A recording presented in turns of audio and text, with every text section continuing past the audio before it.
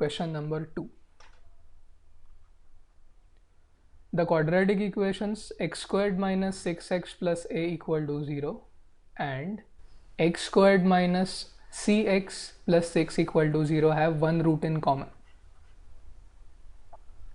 The other roots of the first and the second equations are integers in the ratio 4:3. Then the common root is 1, 4, 3 and 2. Okay. Now look at all four options. All of them are integers. Yes. And in the question it is mentioned that the other roots are also integers. Okay. So roots of this quadratic equation are integers. And so are the roots of the second quadratic equation. Now did you observe that in the first quadratic equation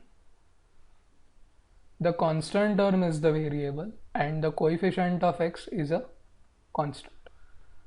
In the second quadratic equation the constant term is a constant or is known and the coefficient of x is an unknown. Okay, let's not call it a variable, let's say it is an unknown. Alright, and both of them have the coefficient of x squared equal to 1. Let us assume that the common root is alpha, and we know that alpha is a natural number because all four options are natural numbers. Let us assume that the other roots are 4 beta and 3 beta because it is said in the problem that the roots are in the ratio 4:3. 4 beta and 3 beta, so their ratio will clearly be 4/3. Okay. So here we are not assuming the roots to be alpha and beta 1 and alpha and beta 2.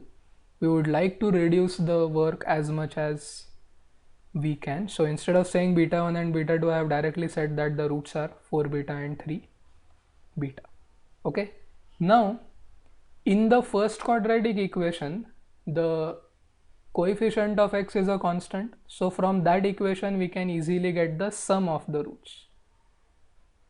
Okay, let's not go for the product of the roots because that involves a. Sum of the roots is minus b by a in usual notations. So it will be minus 6 upon 1. Oh, sorry, minus of minus 6. Sum is minus b upon a. So 6. And now let us go to the second quadratic equation to get the product of the roots of the second equation. Okay, product is always c upon a. So it will be 6 upon 1 or 6. But this time we do not have 4 beta, we have 3 beta. Okay, so 3 alpha beta equal to 6 or alpha into beta is equal to 2. So now we have got two equations, alpha plus 4 beta equal to 6 and alpha beta equal to 2, and we know for sure that both alpha and beta are going to be integers. Okay, because it is given in the problem. So we will now look for the solutions by trial and error method or by observation. Okay, if alpha and beta is equal to 2, then the most obvious choice is going to be splitting 2 into 2 and 1. Okay, so if you now check alpha as, if you now say that okay, let us take alpha as 2 and beta as 1, are we getting 2 plus 4 into 1 equal to 6? Yes. So by this observation we can happily conclude that alpha is equal to 2 and beta is equal to 1. Okay, and but we have not been asked to find the value of beta. Knowing the value of alpha is enough because they are saying find the common root. Common root was alpha and alpha is equal to 2. But as a byproduct we have also got beta equal to 1, and in the question it is not necessary to actually find the values of a and c. Okay, but you can easily find them. How? Let's go to the first equation, x squared minus 6x plus a equal to 0. The product of the roots is now going to be c upon a, or in this case a, and the first root is alpha, that is 2. And what is the second root? 4 beta. Okay, so if beta is equal to 1, then 4 beta must be 4. So the value of A is 8. And now let us find the value of C, okay, from the second quadratic equation. Sum of the roots is minus b upon a, so that will be C.